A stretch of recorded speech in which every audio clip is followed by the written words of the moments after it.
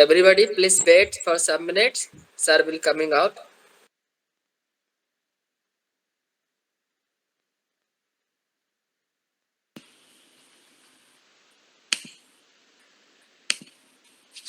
Yes. Good morning to all of you. Good morning, sir. Hello, everybody. Hello. Good morning, sir. Good morning. Good morning, sir. Good morning, sir. Good morning. Good morning. Namaste, sir. नमस्ते Risu. Good morning, sir. मणि प्रसाद। Math solution, क्या नाम है आपका? Math solution नाम तो लिख दिया करो ताकि पता चले। सुनील नाम है sir. Sunil Kumar. Okay, mike बंद कर दो अपना। जो भी अपना माइक ऑन किया हुआ है अपना माइक बंद कर देंगे।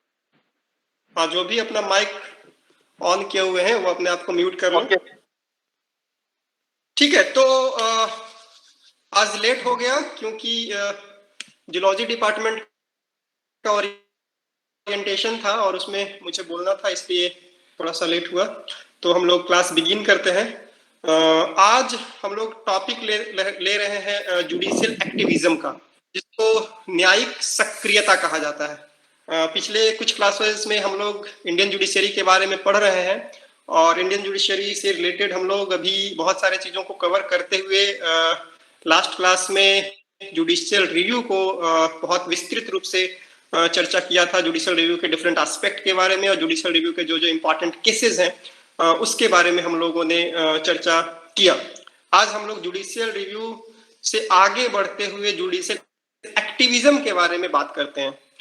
जुडिशियल एक्टिविज्म का नाम निश्चित रूप से आप लोगों ने सुना होगा, न्यूज़पेपर के माध्यम से या फिर टीवी चैनल के माध्यम से या फिर अपने पाठ्य पुस्तकों के माध्यम से। ओके, हाँ, तो आर्म्स ऑफ डेमोक्रेसी, लोकतंत्र के ये अंग को दिखाया गया है कि एक ब्रांच जो है वो लेजिस्लेटिव है, एक ब्रांच एग्जीक्यूटिव है और एक ब्रांच जुडिशियल है, और तीनों ही अंग जो है वो बहुत इंपॉर्टेंट है इस पेड़ के लिए। इस पेड़ को डेमोक्रेसी के रूप में दिखाया गया है, मतलब विधायिका, कार्यपालिका और न्यायपालिका, ये तीनों ही पेड़ बहुत इंपॉर्टेंट है, लोकतंत्र को मजबूत करना है उसके लिए।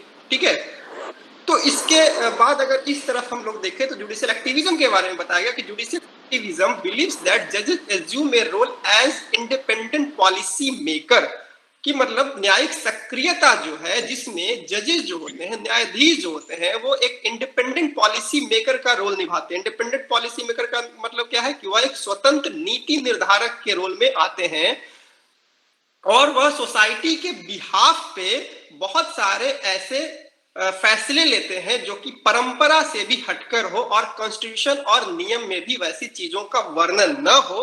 अगर उस तरीके से फैसला लेने की कोशिश न्यायालय करता है उसी को जुडिशियल एक्टिविज्म कहा जाता है, उसी को न्यायिक सक्रियता कहा जाता है। आप शब्द से भी समझ सकते हो कि जहां पे जुडिशियरी जो है वो एक्टिवली रोल प्ले करने लगे, जहां पे जो न्यायपालिका है वह सक्रिय होकर अपना भूमिका निभाना शुरू कर दे, तो वह जुडिशियल एक्टिविज्म के कैटेगरी में आता है। आमतौर पे ऐसा माना जाता रहा कंजर्वेटिव कॉन्सेप्ट में, एक पारंपरिक अवधारणा में, कि न्यायपालिका जो है बेसिकली पैसिव रोल प्ले करता है, निष्क्रिय रोल प्ले करता है और उसका केवल काम यह है कि वह यह देखे कि विधायिका जो कानून बना रहा है वह संविधान सम्मत है कि नहीं है, बस। बाकी वह एक्टिवली रोल प्ले करने का उसके पास अधिकार नहीं है।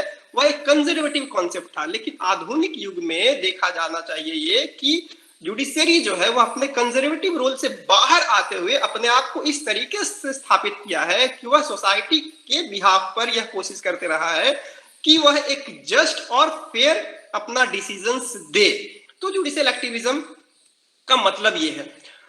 अगर सेकंड स्लाइड में आप लोग देख रहे होंगे तो जुडिशियल एक्टिविज्म जो है कई बार ठीक तरीके से रोल प्ले करता है। तब तक वह ठीक तरीके से रोल प्ले करता है जब तक कि वह किसी दूसरे अंग को ओवर रीच नहीं करे, दूसरे अंग के काम में हस्तक्षेप नहीं करे, तब तक लोकतंत्र अच्छे तरीके से चल सकता है।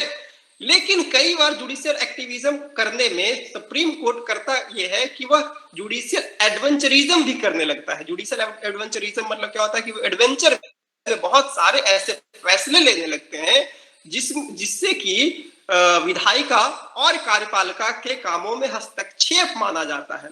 ठीक है, तो इसमें आप देख पा रहे होंगे कि इस फिगर में जो बाएं तरफ का जो फिगर है उसमें जुडिशरी किस तरीके से एक 100 लेकर एक एक्स लेकर जो भी दो बॉडी है, लेजिस्लेटिव बॉडी और एग्जीक्यूटिव बॉडी, उसको खत्म कर दिया, मतलब उसको इंटरवीन किया, उसके कामों में हस्तक्षेप करते हुए उसके काम को कम करने की कोशिश की है और अपना काम बढ़ाने की कोशिश किया है। उससे क्या होगा कि लोकतंत्र एक भविष्य में बहुत अच्छे तरीके से काम नहीं करेगा। लोकतंत्र का जो एक मूल कॉन्सेप्ट है कि सभी जो अंग हैं वह मिलजुल कर काम करें, वह आपस में सामंजस्य और समन्वित तरीके से काम करें, तभी वह एक लोकतंत्र है जो कि वाइब्रेंट तरीके का लोकतंत्र होगा। लेकिन कई बार जुडिशरी जो है वो ज्यादा ही एक्टिवली रोल प्ले करने लगता है, तो वैसे मौके में क्या होगा कि जो लोकतांत्रिक ढांचा है वह कहीं ना कहीं उसमें विघ्न आएगा और कहीं ना कहीं वह कमजोर होगा, जो इस फिगर में से देखकर आप समझ पा रहे होंगे। तो जुडिशियल एक्टिविज्म का वर्ड अगर हम देखें तो जुडिशियल एक्टिविज्म वर्ड को इंट्रोड्यूस किया था आर्थर सिलिंजर ने। आर्थर सिलिंजर जूनियर, जो कि आप देख रहे होंगे लिखा होगा आर्थर सिलिंजर जूनियर ने जनवरी 1947 में एक फॉर्च्यून मैगजीन में उसने एक आर्टिकल लिखा था द सुप्रीम कोर्ट 1947, जिसमें कि जुडिशियल एक्टिविज्म को उसने वर्णित किया था, पहली बार शब्द के रूप में एक इजाद किया था। कौन किया था? आर्थर सिलिंजर जूनियर ने 1947 में। जुडिशियल एक्टिविज्म के बारे में अगर देखा जाए तो judicial activism refers to the philosophy of judicial decision making whereby judges allow their personal views about public policy among other factors। मतलब कि अगर एक जुडिशियल एक्टिविज्म को देखा जाए तो एक ऐसा फिलॉसफी है, एक ऐसा जिसमें कि जो निर्णय लेने की जो प्रक्रिया है उसमें जजेस जो होते हैं वो अपने पर्सनल व्यूज को भी रखते हैं, उनके अनुसार क्या होना चाहिए वह भी देखते हैं। आमतौर पे आप देखते होगा कि क्या जो शुरुआत के भी फिगर में आपने देखा होगा कि जो लॉ का जो एक सिंबल है उसमें देखते होंगे कि आंख पे पट्टी बंधा हुआ होता है ना, मतलब कि कानून जो है वह देखता कुछ नहीं है, मतलब कि उसके पास एविडेंस आना चाहिए, उस एविडेंस के हिसाब से, सर्कमस्टांसेस के हिसाब से वह डिसीजंस लेता है। मतलब कि अगर कानून का आंख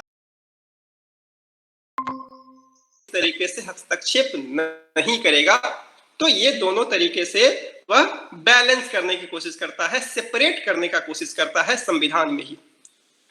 दूसरी ओर आर्टिकल 105 और 194 जो है, आर्टिकल 105 का क्लॉज 2 और 194 का क्लॉज 2 जो है वह प्रोटेक्ट करता है legislature from the interference of the courts with regards to freedom of speech and freedom to vote. कि लेजिस्लेशन में जो चीजें चल रही है उसमें जो बहस हो रहे हैं, विधायिका में जो बहस हो रही है और उसमें जो वोटिंग प्रक्रिया अपनाई जाती है उसमें किसी तरीके से जुडिशरी जो है वह इंटरवीन नहीं करेगा, कोर्ट जो है वह इंटरवीन नहीं करेगा। तो सेपरेशन ऑफ पावर को संविधान में भी अप्रत्यक्ष रूप से कहने की कोशिश की गई है कि हाँ, जो ये विधायिका और जो न्यायपालिका है वह अलग अलग तरीके से काम करे, इंडिपेंडेंटली काम करे और वह किसी एक के दूसरे मामले में हस्तक्षेप नहीं करे।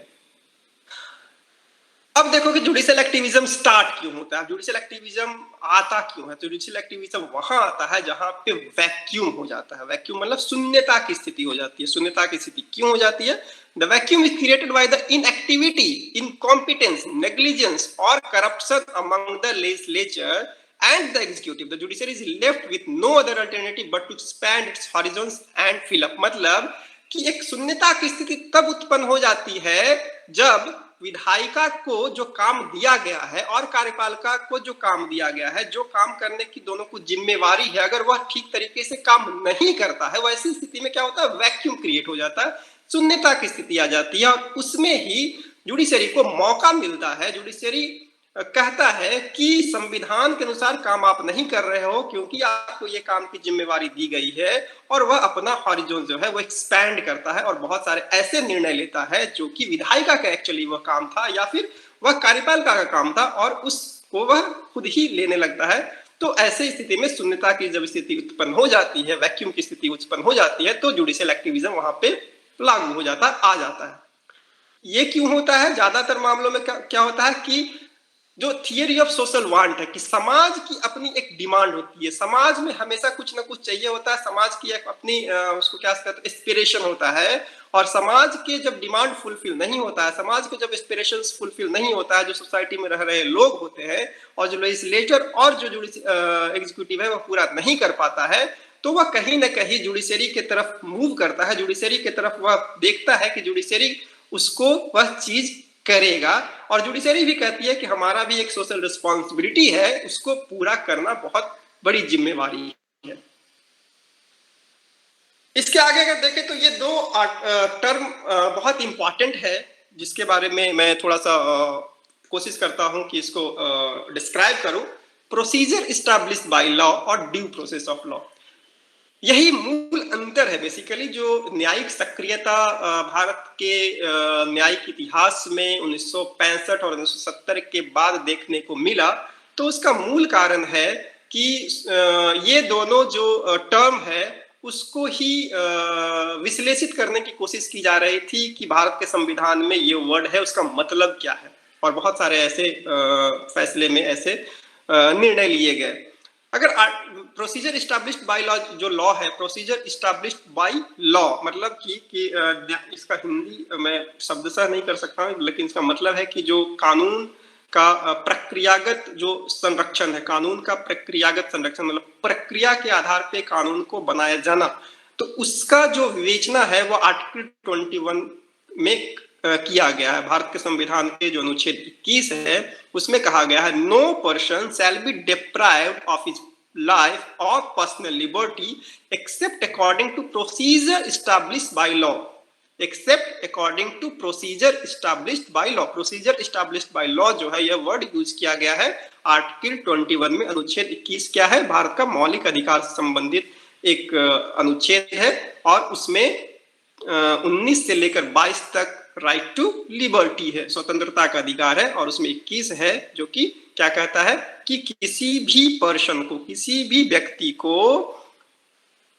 डिप्राइव नहीं किया जा सकता है। किससे डिप्राइव नहीं किया जा सकता है? उसके जीवन से और उसकी व्यक्तिगत स्वतंत्रता से। लेकिन कब तक नहीं किया जा सकता है?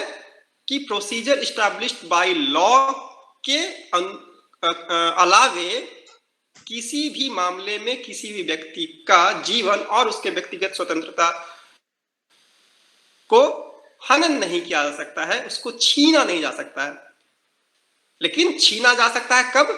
अगर प्रोसीजर एस्टैब्लिश्ड बाय लॉ को फॉलो किया गया हो तो। मतलब कि अगर कोई लॉ को बनाया गया हो, संसद ने अगर कोई लॉ पास किया हो, उसको अगर करके उसको फॉलो करते हुए, उसको मानते हुए किसी व्यक्ति की व्यक्तिगत स्वतंत्रता का भी उल्लंघन, मतलब कि उसको व्यक्तिगत स्वतंत्रता में भी कमी लाई जा सकती है और उसके जीवन को भी खत्म किया जा सकता है। अब उसके जीवन को खत्म किया जा सकता है मतलब कैसे? जैसे कि वह कोई चोरी करता है, डकैती करता है, रेप करता है, मर्डर करता है, जेनोसाइड करता है, कुछ ऐसे इलीगल एक्टिविटीज में पार्टिसिपेट करता है जिसमें कि आईपीसी का जो कानून है वह बता है कि मौत की सजा इसको होनी चाहिए, और सुप्रीम कोर्ट उसको मौत की सजा देता है, डेथ सेंटेंस देता है। तो आप बोलोगे कि ये तो आर्टिकल 21 का उल्लंघन है, क्योंकि लाइफ और पर्सनल लिबर्टी का जो है फंडामेंटल राइट है 21 के अनुसार। लेकिन उसमें यही लिखा गया है कि according to the procedure established by law, मतलब कि प्रोसीजर एस्टैब्लिश्ड बाय लॉ के अनुसार अगर किसी के जीवन और व्यक्तिगत स्वतंत्रता का भी हनन कर जो एजेंसी जो करती है तो वह मान्य है। मतलब कि प्रोसीजर एस्टैब्लिश किया गया ना, उसके लिए संसद में पहले कानून बनाया गया कि अमुक चीजें कोई व्यक्ति करता है या देश में ऐसी स्थिति उत्पन्न हो जाती है तो ऐसे स्वतंत्रता को कम किया जा सकता है, या देश के अंदर, समाज के अंदर कोई ऐसी गैर कानूनी गतिविधि करता है, उसमें वह कोई दोषी पाया जाता है तो उसको मौत की सजा दी जा सकती है। मतलब कि उसको लाइफ का जो एक लिबर्टी है उससे छीना जा सकता है। ठीक है, तो procedure established by law article 21 में, प्रोसीजर एस्टैब्लिश्ड बाय लॉ का मतलब यह है कि लॉ को बनाने में एक प्रोसीजर्स का फॉलो किया जाना बहुत जरूरी है। मतलब प्रक्रिया के से ही किसी लॉ को अगर बनाया गया हो उसी को संविधान मान्य करता है। और judicial activism was began by the supreme court when it interpreted the word life. Judicial activism का सबसे ज्यादा जो भारत में अभी तक केस हुए हैं, सबसे ज्यादा डिसीजन सुप्रीम कोर्ट के आए हैं, वह बेसिकली आर्टिकल 21 में बहुत सारे ऐसे प्रावधान को इंटरप्रेट करने के समय आया है, और उसमें सबसे ज्यादा इंपॉर्टेंट था लाइफ वर्ड को इंटरप्रेट करना, कि लाइफ जो वर्ड यूज किया गया है, जो राइट टू लाइफ दिया गया है, राइट टू लाइफ का मतलब क्या क्या हो सकता है, उसको बहुत सारे डिफरेंट केसेस में उसने एनालाइज करने की कोशिश की है। दूसरा वर्ड था due process of law. Due process of law जो है वो अमेरिकन संविधान में था, और अमेरिकन सुप्रीम कोर्ट ने उसको अडॉप्ट किया था। Basically it was started in 1954। अगर अमेरिका में देखें तो जुडिशियल एक्टिविज्म की शुरुआत के बारे में देखते हैं तो जुडिशियल रिव्यू के बारे में तो मैंने बताया था कि मार्बरी वर्सेस मेडिसिन का एक केस था 1803 का, लेकिन जुडिशियल एक्टिविज्म के रूप में अगर आप देखें तो अमेरिका में 1954 में एक केस हुआ था, जो कि वहां पे रेशियल डिस्क्रिमिनेशन बहुत ज्यादा था, वहां पे रंग भेद की बहुत ज्यादा समस्या थी। खास करके वहां के जो सॉदर्न स्टेट्स थे वहां कानूनी रूप से रंग भेद को सही ठहराया गया था। जो रेशियल सेग्रीगेशन किया गया था कि ब्लैक्स के लिए अलग स्कूल्स होंगे और व्हाइट्स के लिए अलग स्कूल्स होंगे, उसको वहां के लोअर कोर्ट्स ने भी, डिस्ट्रिक्ट कोर्ट्स ने भी सही माना था। और उसी के बाद सुप्रीम कोर्ट में एक केस आया था 1954 में, जिसमें कि सुप्रीम कोर्ट ने, वहां के उच्चतम न्यायालय ने पहली बार रेशियल डिस्क्रिमिनेशन को गैर कानूनी करार दिया था। ठीक है, तो जो वहां पे जो प्रोसीजर इस्टेब्लिश अभी तक था, उससे आगे बढ़ते हुए वहां का जो उच्चतम न्यायालय ने एक जस्ट और फेयर डिसीजंस हो पाए, क्योंकि उसका मानना था कि यह प्राकृतिक न्याय नहीं है, ये नेचुरल जस्टिस नहीं है कि किसी कानून बनाकर आप किसी खास समुदाय के लोग को, किसी खास रेस के लोगों को अलग व्यवस्था रखोगे और उसमें किसी तरीके से भेदभाव करोगे, यह सही नहीं है। इसलिए जुडिशियल एक्टिविज्म का एक अच्छा उदाहरण माना जाता है 1954 का वह केस, जिसमें कि रेशियल डिस्क्रिमिनेशन को गैर कानूनी ठहराया गया था।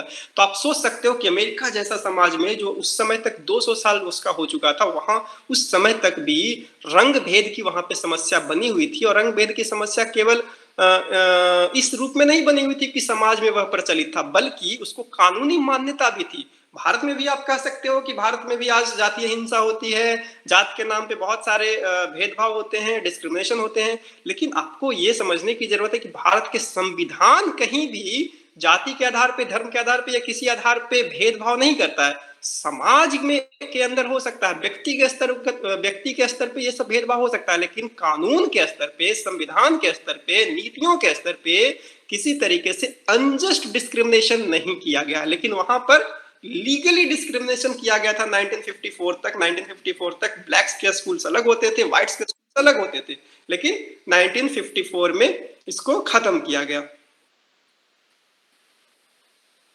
समझ में आ रहा है? कुछ प्रॉब्लम है अभी तक?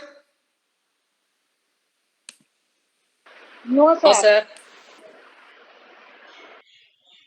दिख रहा है आपको स्क्रीन पे जो चीजें मैं अभी दिखा रहा हूँ? सर अभी Sorry? नहीं दिख रही है सर, अभी नहीं नहीं दिख दिख रहा है, रही सर। है। अभी दिख रहा है नहीं ना? दिख रहा सर। अभी दिख रहा है ना? यस नहीं सर, अभी नहीं दिख रहा, अभी भी नहीं दिख रहा ठीक है, है, नहीं दिख रहा नहीं है दिख रहा। Okay okay okay, hold on.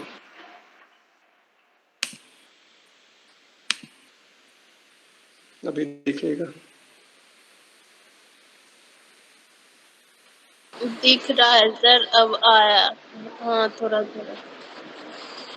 ठीक है, तो हम लोग बात कर रहे थे सेपरेशन ऑफ पावर और अमेरिका में जुडिशियल एक्टिविज्म के बारे में।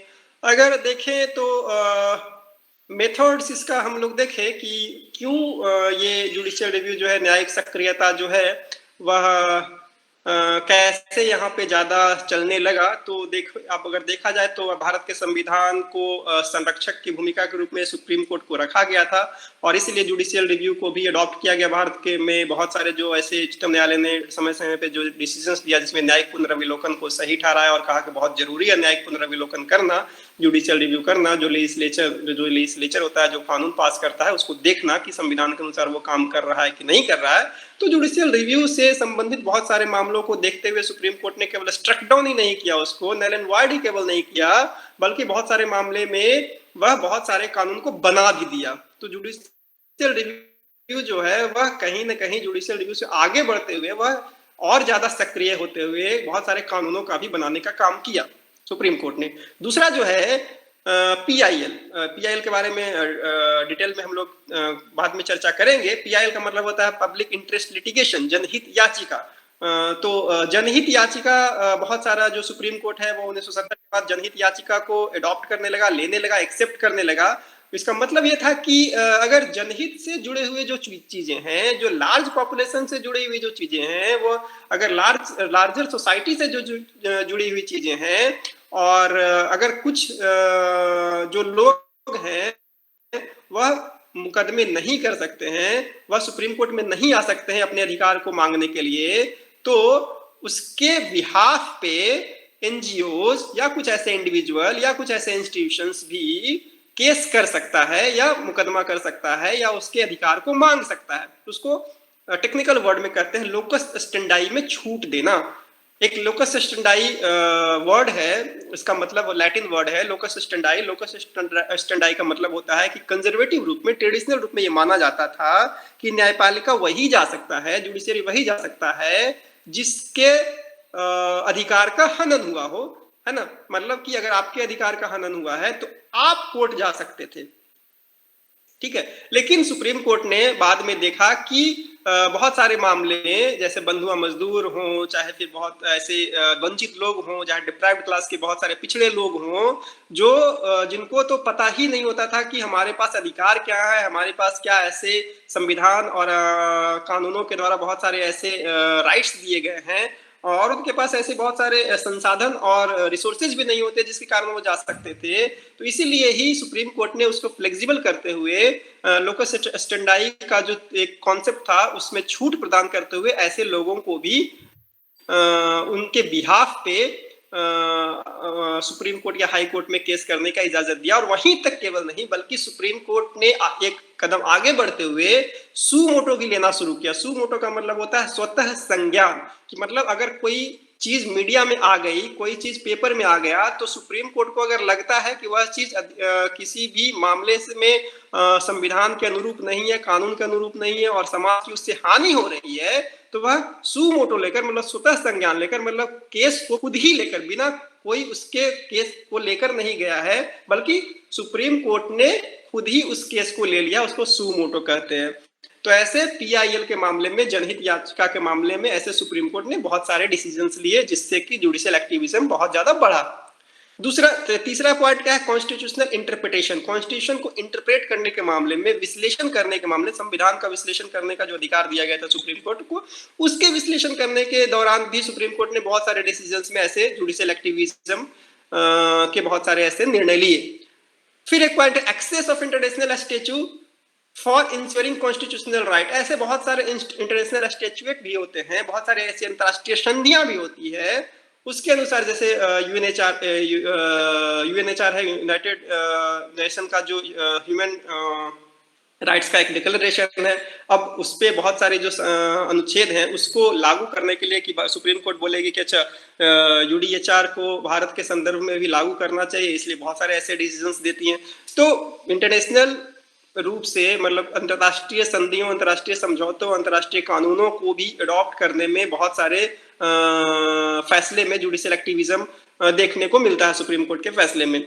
और लास्ट, अगर फिफ्थ पॉइंट देखें तो supervisory power of the higher courts on the lower courts. जो सुपरवाइजरी पावर दिया गया सुप्रीम कोर्ट को, आपको हमने लास्ट क्लास में बताया भी था कि भारत का जो न्यायपालिका है वो बेसिकली इंटीग्रेटेड न्यायपालिका है, कि एक कोर्ट जो दूसरे कोर्ट से जुड़ा हुआ है, सुप्रीम कोर्ट के बाद हाई कोर्ट, हाई कोर्ट के बाद डिस्ट्रिक्ट कोर्ट, और उसके नीचे जो है वो और भी लोअर कोर्ट्स होते हैं। तो और जो इसका मतलब है कि जो निचले वाला कोर्ट होता है उसका सुपरविजन करता है उसके ऊपर वाला कोर्ट, ठीक है।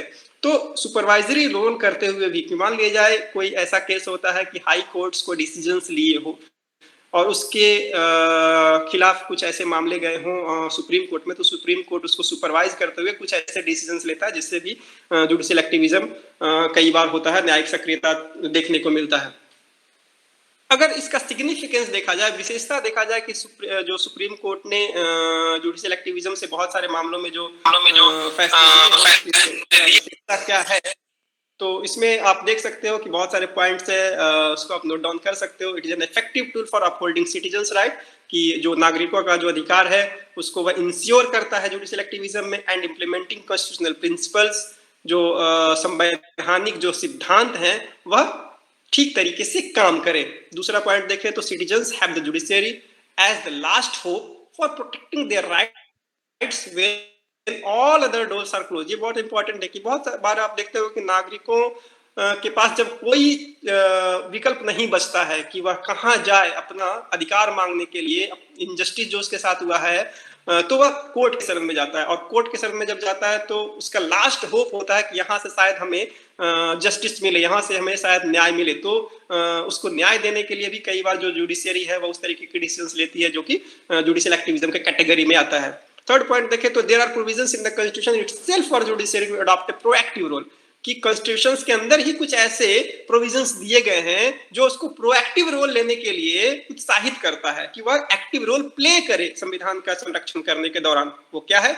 आर्टिकल 13, आर्टिकल 13 के बारे में हम लोग बहुत ज्यादा चर्चा कर चुके हैं already. Article 13 read with article 32 and article 226 of the constitution provides the power of judicial review to the higher judiciary to declare any executive, legislature और administrative action what if it is in the contravention with the constitution. इसका मतलब क्या है? Article 13 में क्या कहा गया? Article 13 ये कहता है कि राज्य जो है वो फंडामेंटल राइट्स को वायलेशन नहीं कर सकता है, और अगर वो फंडामेंटल राइट का वायलेशन करता है तो आर्टिकल 32 में क्या दिया गया कि आर्टिकल 32 में सुप्रीम कोर्ट के पास राइट है, supreme court have the power to issue 5 writs, 5 तरीके के वह रीट को जारी करता है अगर किसी तरीके के फंडामेंटल राइट को वायलेशन होता है। तो आर्टिकल 32 के अनुसार सुप्रीम कोर्ट में जा सकता है, और आर्टिकल 226 के अनुसार कोई भी व्यक्ति के पास राइट होता है कि वह हाई कोर्ट में जा सकता है।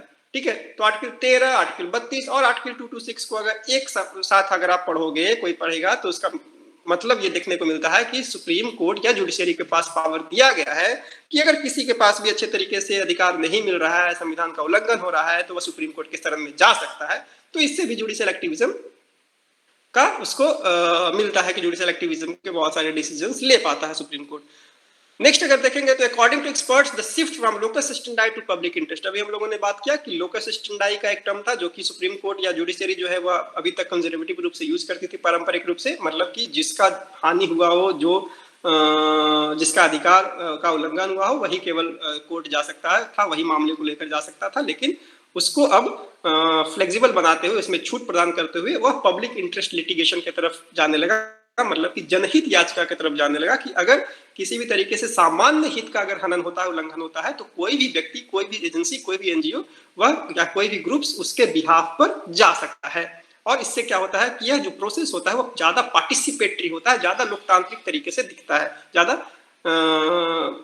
वो अच्छे तरीके से, ज्यादा एक सक्रिय रूप में भूमिका निभाते हुए नजर आता है। नेक्स्ट देखोगे तो judicial activism counters the opinion that the judiciary is a mere spectator, कि एक ऐसा बोला जाता था पहले कि जो जुडिशियरी है बेसिकली मूक है, वह अंधा है, कि वह चुपचाप केवल जो सामने उसको एविडेंस दिया जाएगा, सामने जिस तरीके से साक्ष्य उसके प्रस्तुत किए जाएंगे, किताब में जो लिखा हुआ होगा, संविधान और आईपीसी की जो धाराएं होगी उसके अनुसार वह केवल निर्णय दे देगा, म्यूट स्पेक्टेटर बनकर चुपचाप उसका दे देगा, वह देखेगा नहीं कि एक्चुअली में क्या हो रहा है। मतलब कि जुडिशियल एक्टिविज्म से ये सब चीजें दूर हुई। जुडिशरी को आमतौर पे जो ये चीजें कही जाती थी कि केवल वह म्यूट स्पेक्टेटर है, वह देख नहीं रहा है कि एक्चुअली में वह जो डिसीजंस दे रहा है वह जस्ट है कि नहीं है। कई बार आप देखते होगा कि सुप्रीम कोर्ट या हाई कोर्ट में बहुत सारे ऐसे मामले हैं जबकि सारी जनता को लग रहा है कि हाँ यही चीज हो, मतलब कि ये चीज जो है वो इलीगल है, लेकिन सुप्रीम कोर्ट फिर भी उस तरीके के डिसीजंस देता है, हाई कोर्ट उस तरीके के डिसीजंस देता है। क्योंकि क्या होता है कि जो उसके पास जो एविडेंस आए हैं उस एविडेंस के अनुसार वह तय नहीं कर पाता है, या फिर जो लॉ में लिखा गया होगा वह उसको देख करके वह तय नहीं कर पाता है कि वह जस्ट क्या है और अनजस्ट क्या है, और इस लॉ के अनुसार और जो एविडेंस उसको दिए गए उसके अनुसार ही वह निर्णय दे देता है। जबकि पब्लिक ओपिनियन और पब्लिक सेंटीमेंट हो सकता है, या देश और समाज का सेंटीमेंट जो है वह हो सकता है कि कुछ और कहता हो। तो जो जुडिशियल एक्टिविज्म के बारे में हम लोग ये सब जो चर्चा कर रहे थे, इन सब पॉइंट्स के बारे में, थियोरेटिकल पॉइंट्स के बारे में बेसिकली हमने अभी तक जो चर्चा किया, मुझे लगता है कि आप लोगों को ये समझ में आया होगा। और बहुत सारे केसेज हैं इससे रिलेटेड कि न्यायिक सक्रियता किन मामलों में सुप्रीम कोर्ट बहुत ज्यादा यूज करने लगा है और ग्रेजुअली बढ़ा है। अगर शुरुआती चरणों में आप देखोगे तो Bharat basically procedure established by law पे बहुत स्टिक था, और प्रोसीजर इस्टेब्लिश्ड बाय लॉ जब यूज किया जा रहा था वर्ड को, तो संविधान सभा में भी इसकी चर्चा हुई थी कि संविधान सभा भी यह डिबेट किया था कि अमेरिका के जैसे ड्यू प्रोसेस ऑफ लॉ रखा जाए या प्रोसीजर इस्टेब्लिश्ड बाय लॉ रखा जाए। लेकिन भारत के बहुत सारे जो संविधान निर्माता थे उनका कहना यह था कि भारत का जो न्यायपालिका है अभी तक बहुत ज्यादा मैच्योर्ड नहीं हो पाया है, इसलिए उसको एक मैच्योरिटी आने तक, मतलब कि बहुत ज्यादा एक एक्सपीरियंस आ जाए पहले उसके पास, और इसलिए वह ड्यू प्रोसेस ऑफ लॉ आने में वक्त लगना चाहिए, मतलब कुछ समय के बाद कि वह ड्यू प्रोसेस ऑफ लॉ को अडॉप्ट करे तो ज्यादा बेहतर होगा। और भारत के न्यायपालिका के इतिहास में अगर आप देखोगे तो यह देखने को मिलता है कि 1950 से लेकर 1970 तक लगभग प्रोसीजर इस्टेब्लिश्ड बाय लॉ के अनुसार ही लगभग जुडिशरी ने काम किया। और खास करके 1950 में एक बहुत फेमस केस हुआ था, ए.के. गोपालन का केस। ए.के. गोपालन का केस में जुडिशरी बहुत स्पष्ट रूप से कहता है कि जो प्रोसीजर इस्टेब्लिश्ड बाय लॉ है उसको फॉलो किया जाना चाहिए। और लेकिन उसके बाद अगर आप देखोगे कि 25 साल के बाद फिर से एक केस होता है, Maneka Gandhi versus union of India का केस होता है, जो जिसमें कि जुडिशरी जो है वह अपने ही फैसले के को आगे बढ़ाते हुए अपने फैसले से आगे बढ़ते हुए कहता है कि नहीं, प्रोसीजर इस्टेब्लिश्ड बाय लॉ जो है, संविधान में जो बहुत सारी जो प्रक्रिया के तहत जो लॉ बनाए गए हैं, केवल उसी को देखकर सुप्रीम कोर्ट निर्णय नहीं देगी, बल्कि सुप्रीम कोर्ट का देखने का यह भी काम होगा और यह भी काम है कि जो भी कानून जो है, कोई भी लॉ जो बनाया गया है, कोई भी जो किसी व्यक्ति पे कोई आरोप या किसी भी व्यक्ति के अधिकार को हनन किया जा रहा है, वह फेयर, जस्ट और रिजनेबल होना चाहिए। यह बहुत ही इंपॉर्टेंट है, फेयर, जस्ट और रिजनेबल होना चाहिए। यह भी देखने का काम जो है वह जुडिशरी का ही है। इसलिए जुडिशियल एक्टिविज्म में सबसे इंपॉर्टेंट क्या है, या ड्यू प्रोसेस ऑफ लॉ को अपनाने में जो सबसे इंपॉर्टेंट क्या है कि जुडिशरी जो है वह कहता है कि हमारा केवल काम ये नहीं है कि हम केवल कोई कानून को स्ट्रक डाउन करें केवल उस आधार पे कि वह संविधान के अनुसार है कि नहीं। अगर संविधान के अनुसार वह कोई कानून पार्लियामेंट बनाता है तो उसको हम वैलिड कर दें, उसको हम उसके खिलाफ हम कुछ ना कहें, उसके खिलाफ हम जुडिशियल रिव्यू नहीं करें, ऐसा नहीं हो सकता है। बल्कि जुडिशरी का काम है कि कोई भी कानून जो संविधान के अनुसार अगर विधायिका के द्वारा भी बनाया जा रहा है तो वह फेयर होना चाहिए, वह जस्ट होना चाहिए और वह रीजनेबल होना चाहिए। और तो इसको ही विश्लेषण करने में सुप्रीम कोर्ट ने ऐसे बहुत सारे डिसीजंस लिए जिसके बारे में हम लोग डिटेल में कल चर्चा करेंगे। केसेस के बारे में स्पेसिफिकली कम से कम 8 से 10 केस इंपॉर्टेंट केस के बारे में हम लोग बात करेंगे जो कि न्यायिक सक्रियता से संबंधित है। अगर रिसेंट केस के बारे में अगर आप लोग सुने होंगे तो सुने होंगे कुछ दिन पहले कि उत्तर प्रदेश में इलाहाबाद हाई कोर्ट ने एक फैसला दिया था कि सरकार हर पंचायत में 2 एम्बुलेंस खरीद कर दे। एक और फैसला दिया था क्या कुछ दिन पहले कि कुछ सिटीज में सरकार लॉकडाउन लगाए। एक और फैसला भी कुछ दिन पहले पिछले महीने आया था जबकि ऑक्सीजन की बहुत ज्यादा कमी हो रही थी पूरे देश में, तो सुप्रीम कोर्ट में लगातार सुनवाई चल रहा था। तो आप लोगों ने शायद सुना होगा या देखा होगा कि सुप्रीम कोर्ट ने अपने अनुसार ही, अपने से ही वो ऑक्सीजन नियमित रूप से चले, ऑक्सीजन की आवाजाही ठीक तरीके से चले, ऑक्सीजन ठीक तरीके से सारे अस्पताल और सारी जगह पे पहुंचे, उसके देख रेख करने के लिए उसने खुद ही एक टास्क फोर्स बना दिया। 12 मेंबर का एक टास्क फोर्स सुप्रीम कोर्ट ने बना दिया और सुप्रीम कोर्ट ने कहा कि हम सुपरवाइज करेंगे कि ये किस तरीके से चीजें चल रही है। जबकि अगर आप देखोगे तो ये फैसला लेना बेसिकली कार्यपालिका का काम है। कार्यपालिका यह तय करेगी कि किस तरीके से कानून को लागू किया जाए, कहाँ पे एम्बुलेंस खरीदने की जरूरत है, कहाँ पे लॉकडाउन लगाने की जरूरत है, कहाँ पे कौन सा एक्ट लगाने की जरूरत है। यह काम जो है यह कार्यपालिका का काम है। लेकिन कहीं ना कहीं कार्यपालिका अगर सुप्रीम कोर्ट को क्या लगता है कि सुप्रीम कोर्ट को लगा कि कार्यपालिका ठीक तरीके से काम नहीं कर रही है, कार्यपालिका जो ये कोरोना और कोविड से जो महामारी फैल रही है, ऑक्सीजन की उपलब्धता नहीं हो पा रही है, सरकार कहीं ना कहीं शिथिल है, अच्छे तरीके से काम नहीं कर रही है, तो वह उसके पावर को ओवररीच करते हुए वह काम करने की कोशिश करता है, जो कहीं ना कहीं वह जुडिशियल एक्टिविज्म में आता है। लेकिन कई बार इससे बहुत ज्यादा प्रॉब्लम्स होती है। उसका कारण ये है कि जो अकाउंटेबिलिटी होती है, जो जिम्मेवारी होती है, वो बेसिकली कार्यपालिका की होती है। कार्यपालिका को पता होता है कि हमारे पास कितने संसाधन मौजूद हैं, कार्यपालिका को पता होता है कि कौन से कानून को हमको लागू करेंगे तो उसका बहुत ज्यादा निगेटिव इफेक्ट नहीं पड़ेगा। न्यायपालिका को बहुत ज्यादा चीजों को जानकारी नहीं होता है, न्यायपालिका को बहुत ज्यादा अकाउंटेबिलिटी भी नहीं होता है कि समाज पे इसका क्या प्रभाव पड़ेगा, और उसकी जिम्मेवारी कोर्ट तो लेगा नहीं अगर कुछ ऐसे प्रॉब्लम्स होते हैं तो। और बहुत सारे ऐसे निर्णयों के बाद बहुत सारे ऐसे प्रॉब्लम्स देखने को भी मिला है, पब्लिक सेंटिमेंट से लेकर बहुत सारी चीजें ऐसी हुई हैं, ठीक है। तो लेकिन बावजूद इसके जुडिशियल एक्टिविज्म के बहुत सारे प्रोज भी हैं, बहुत सारे ऐसे फायदे भी हैं, बहुत सारे ऐसे निर्णयों के अनुसार निर्णयों में ऐसे देखने को मिला है कि व्यक्ति को या फिर लार्जर सोसाइटी को और देश को उससे फायदा हुआ है, जो कि डिफरेंट केसेस के बारे में हम लोग चर्चा करेंगे नेक्स्ट क्लास में। यस, अभी कोई क्वेश्चन है, कोई सजेशंस है, कोई ओपिनियन है तो बताइए। कोई समझ में नहीं आई हो बात?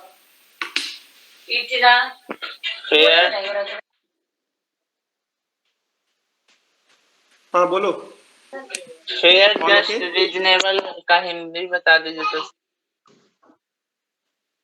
बताओ भाई कोई। सर फिर से बोलने का ही है। फिर से बोलो। फेयर जस्ट रीजनेबल का हिंदी। रीजनेबल विवेकपूर्ण होना चाहिए, जस्ट न्यायपूर्ण होना चाहिए, और फेयर मतलब कि फेयर क्या होगा, मतलब कि अच्छा, सुंदर, अच्छी तरह दिखना चाहिए, साफ तरीके से, मतलब कि दिखना जो स्पष्टता, जो नीति है वह केवल जो प्रोसीजर्स के द्वारा बना दिया गया है उसी को अडॉप्ट नहीं करना चाहिए, बल्कि कोई कानून को देखने से, कोई कानून को लागू होने से एक लार्जर सोसाइटी में लगना चाहिए, दिखना चाहिए कि यह जो है वह फेयर है, मतलब कि किसी के प्रति बायस्ड नहीं है, पक्षपातपूर्ण नहीं है। दूसरा जस्ट है, या वह न्यायिक है, न्यायपूर्ण है, और तीसरा रीजनेबल है, विवेकपूर्ण उसमें चीजें निहित है। ये तीनों इंपॉर्टेंट है कोई भी जुडिशरी जब निर्णय लेती है तो। Yes, anybody else? Hello sir. Yes sir पूछना है, जैसे केस में या हाई कोर्ट में या सुप्रीम कोर्ट में कुछ भी केस किया जाता है तो उसका निर्णय बहुत विलम्ब क्यों सुनाया जाता है? तब तक होते होते जैसे आम आदमी उसको केस से हट जाता है, तो ऐसा क्यों है कि स्ट्रक्चरल प्रॉब्लम है बेसिकली, कि बहुत सारे इसमें प्रॉब्लम्स आते हैं कि क्यों ऐसा होता रहा है कि पेंडिंग केसेस मामले लगातार भारत में बढ़ते जा रहे हैं। एक तो है कि जो भारत में जो जुडिशियरी है वो उसका जो इंफ्रास्ट्रक्चर है, आई मीन की जो कह सकते हैं न्यायपालिका जो है उसमें जजेस की संख्या कम है। पॉपुलेशन के प्रोस्पेक्ट में अगर आप देखोगे कि जनसंख्या के अनुसार रिलेटिव में अगर आप देखोगे तो काफी कम संख्या भारत में जजेस की है, ये एक बहुत बड़ा कारण है। दूसरा ये है कि बहुत क्लियर कट कानून ऐसा नहीं बनाया गया है अभी तक कि कोई भी केसेस का जो सुनवाई है वह कितने दिनों में हो जाना चाहिए। इस कारण से भी ये चीजें लगातार आती है। और तीसरा ये है कि भारत का संविधान या भारत के आईपीसी जो है वो बहुत लेंदी है, बहुत सारी बातें उसमें लिखी गई है, और इसका फायदा जो है वह कहीं ना कहीं जो लॉयर्स होते हैं, जो एडवोकेट्स होते हैं, वो बहुत आसानी से उठाते हैं और उसके अंदर के बहुत सारे बिटवीन द लाइंस को पढ़ते हैं, और उससे क्या होता है कि वो केसेस को डिले करते जाते हैं, क्योंकि उनको लगता है कि उनके डिले करने से ही वो उनको फायदा होगा, केसेस की जल्दी सुनवाई हो जाएगी तो कहीं ना कहीं वो जो केसेस है वो हार जाएंगे। तो ये सब भी टैक्टिक्स होता है कि तारीख बार बार लेना, एविडेंस को सही तरीके से सही समय पर उसको सबमिट नहीं करना, ऐसे बहुत सारे कारण हैं जिसके कारण से लगातार जो केसेस हैं वो पेंडिंग होते रहे और डिले होते रहे। Yes, anybody else? आगे क्या होना चाहिए, मतलब कि केस सुनवाई हो सके? मतलब कोई भी जल्द केस शादी की जल्द सुनवाई हो जाए। मैंने इस नियम में जल्द क्या सुनवाई हो बदलाव? जाए। देखो, सरकार अभी कोशिश कर रही है कि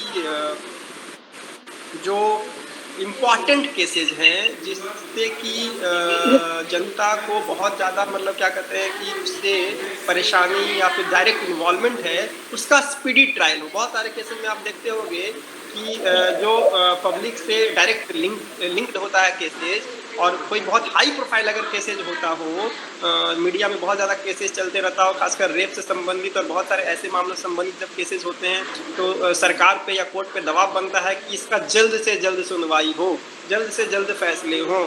तो उसके लिए सरकार या कोर्ट क्या करती है कि उसको स्पीडी ट्रायल कर देती है। स्पीडी ट्रायल में क्या होता है कि जो एक स्पेसिफिक केस के लिए एक स्पेशल कोर्ट बनाया जाता है, वो जो डे टू डे बेसिस पे उसकी सुनवाई करती है। आमतौर पे कोर्ट में आप क्या देखते होंगे कि जैसे सुप्रीम कोर्ट में जाओगे, हाई कोर्ट्स में जाओगे, तो आज आपका अगर केस का आज का तारीख है, तो अगली तारीख हो सकता है 2 महीने बाद हो, क्योंकि बीच में और भी बहुत सारे केसेस हैं। आज इकोनॉमी के संबंधित कोई केसेज है, कोई सरकार के खिलाफ कोई केसेज है, परसों पर्यावरण का कोई केसेज हो सकता है, रेप का कोई केसेज हो सकता है, हत्या का केसेज हो सकता है, फौजरी का केसेज हो सकता है। तो डिफरेंट केसेज आते रहता है। तो स्पीडी ट्रायल या फास्ट ट्रैक करने का मतलब ये होता है कि कोई एक कोर्ट जो है वो डेडिकेटेड बना दिया था किसी खास इश्यू पे। जैसे निर्भया केस के अंदर आप देख रहे होंगे बनाया गया, जैसे राम मंदिर के में भी सुप्रीम कोर्ट ने डिसाइड किया कि बहुत ज़्यादा लेट हो गया, इसलिए सुप्रीम कोर्ट ने एक बेंच बनाया जो कि डेली उसका सुनवाई करता था।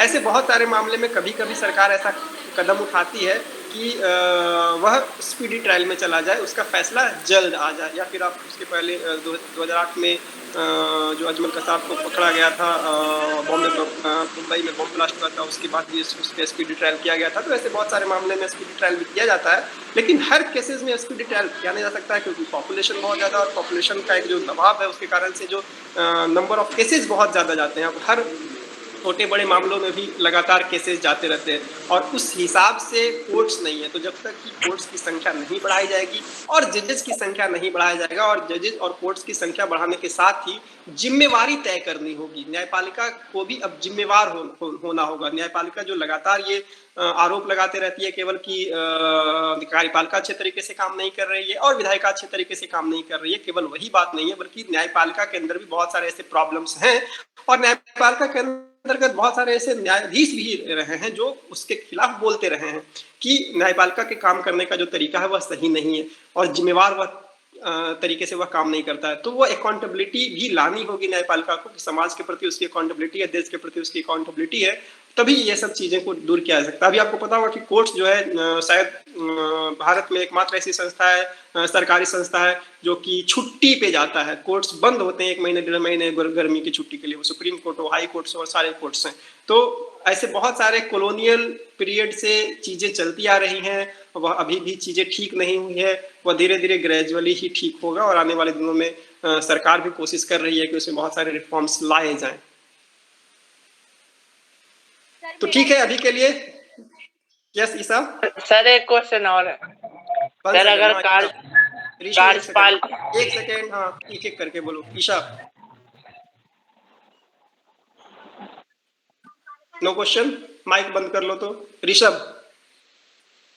कुछ बोलना चाह रहे थे? यस।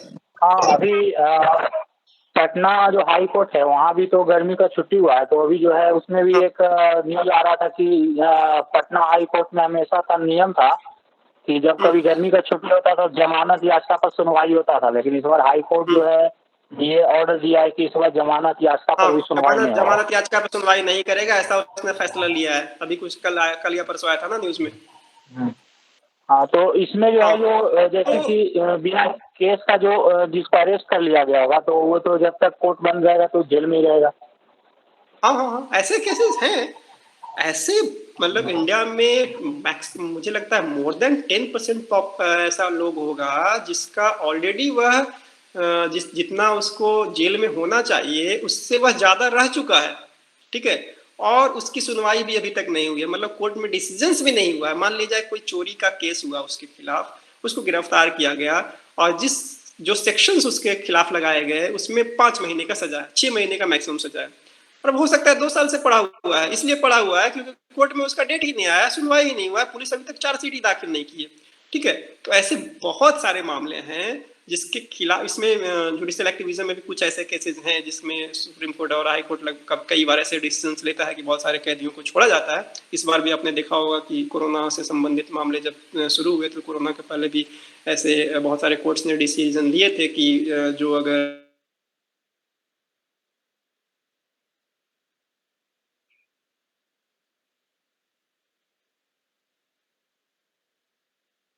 आलोचना होती रही है इन सब चीज़ों पे कि उसके जो कामकाज करने का जो तरीका है वह और रिस्पॉन्सिबल होना चाहिए देश के प्रति और समाज के प्रति।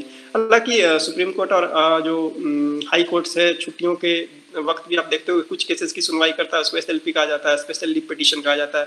तो SLP के आधार पे वह केसेस की सुनवाई करता है छुट्टियों के दिनों पे भी, लेकिन जो रोजमर्रा के जो केसेस होते हैं आमतौर पे वह सुनवाई नहीं होता है।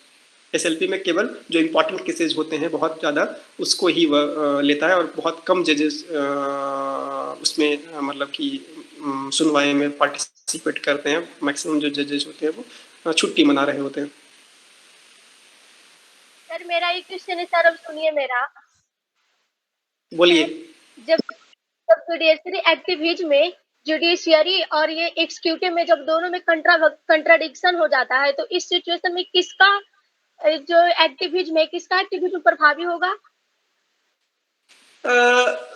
यही तो बात है कि भारत में अभी तक ये चीजें तय नहीं हुई है कि जुडिशियरी और लेजिस्लेशन में कभी कंट्रोवर्सी होता है, कभी कन्फ्लिक्ट होता है, तो किसका बात माना जाए, कौन सुप्रीम होगा। बहुत सारे ऐसे केसेस हुए जैसे NJSC के बारे में हमने आपको बताया था, नेशनल जुडिशियल अकाउंटेबल जो एक कमीशन बनाया गया था, अपॉइंटमेंट कमीशन जो बनाया गया था, सरकार ने 2008-9 में बनाया, पार्लियामेंट ने बनाया था, हालांकि पार्लियामेंट ने कानून पास करके बनाया था। 2015 में उसको सुप्रीम कोर्ट ने स्ट्रक डाउन कर दिया, उसको खत्म कर दिया कि संविधान के खिलाफ है, वो इंडिपेंडेंट जुडिशरी के खिलाफ है। तो उस समय आप कह सकते हो कि यस, अगर फिर से पार्लियामेंट अगर कोई कानून नहीं लाती है तो सुप्रीम कोर्ट का डिसीजन उसमें ज़्यादा महत्वपूर्ण है, ज़्यादा स्ट्रांग उसमें रोल प्ले किया। लेकिन कई बार सुप्रीम कोर्ट के डिसीजंस को भी पार्लियामेंट उसको डिसमिस कर देती है और उसको ओवरराइड कर देती है। जैसे SC/ST का केस था, SC/ST का जो एट्रोसिटीज एक्ट था उसको सुप्रीम कोर्ट ने खत्म कर दिया था 3 या 4 साल पहले। उसको बोला था कि वह सही नहीं है। उसके खिलाफ में बहुत सारे अफसर हुए थे, बहुत सारे मूवमेंट्स होने लगे थे पूरे भारत में और सरकार पे बहुत दबाव था कि उसको फिर से उसको रीस्टैब्लिश करे, फिर से उसको ले आए, और सरकार ने अपने उस दबाव में पार्लियामेंट से कानून पास करवा दिया जो सुप्रीम कोर्ट का डिसीजन था, और पार्लियामेंट का जो कानून पास किया वो अभी तक चल रहा है। तो उस मामले में आप देखोगे तो पार्लियामेंट ज़्यादा स्ट्रॉन्ग है। तो ये केसेस टू केसेस डिपेंड करता है कि कौन ज़्यादा पावरफुल है। भारत में अगर देखा जाए तो कौन पावरफुल है, तो हमेशा लोग कहते हैं संविधान पावरफुल है, संविधान is supreme, constitution is supreme, और कॉन्स्टिट्यूशन के अनुसार ही सारे लोग काम करते हैं। लेकिन कॉन्स्टिट्यूशन को इंटरप्रेट कौन करता है, कॉन्स्टिट्यूशन को चला कौन रहा है? तो ऑब्वियसली कॉन्स्टिट्यूशन को चला तो ये 3 अंग ही रहे ना, कार्यपालिका है, विधायिका और न्यायपालिका है। तो अलग अलग समय पे अलग अलग केसेस में ये अलग अलग चीजें देखने को मिलती रही है कि जुडिशियरी और लेजिस्लेशन में जब कॉन्फ्लिक्ट होता है तो किसकी बातें चलेंगी। जुडिशियरी अगर अपना फैसला सुना देता है, दे देता है, तो अगर पार्लियामेंट मान लेता है उस चीज़ को, पार्लियामेंट बोलता है ठीक है वो जुडिशरी का जो फैसला है वही चलेगा, तो उस समय सुप्रीम कोर्ट रहता है, और जब पार्लियामेंट उसको बदल देता है तो उस समय पार्लियामेंट हो जाता है, स्ट्रांग हो जाता है। क्लियर कट कोई डिस्टिंक्शन नहीं है भारत में। ठीक है, तो बाकी नेक्स्ट क्लास में मिलते हैं। हाँ सर जल्दी प्लीज। कार्यपालिका अगर सही ढंग से काम करे तो न्यायपालिका तो उस क्षेत्र में मतलब बोल नहीं सकता। ठीक है, this is a valid point कि जुडिशियल एक्टिविज्म का जो एक प्रोज है, जुडिशियल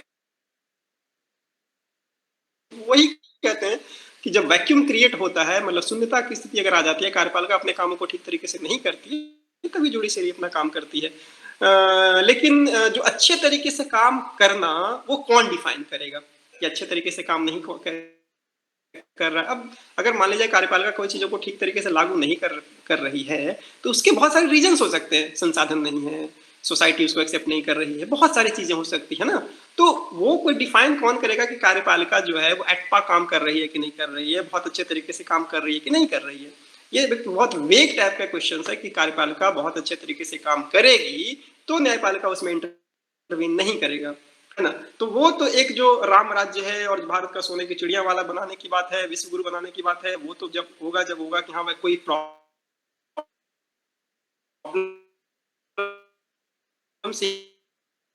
के पहले ही आप तक सरकार सारी चीजें पहुंचा दे, ये तो पॉसिबल नहीं है ना। बहुत सारी सीमितता होती है कार्यपालिका के पास, बहुत सारे ऐसे संसाधनों की कमी होती है, बहुत सारे ऐसे प्रॉब्लम्स होते हैं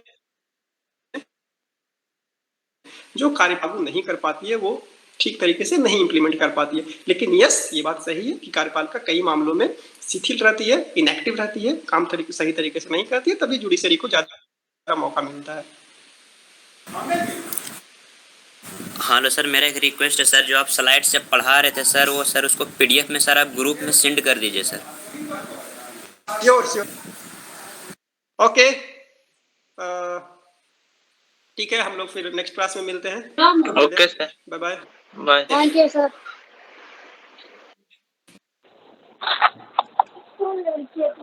जय हिंद सभी को।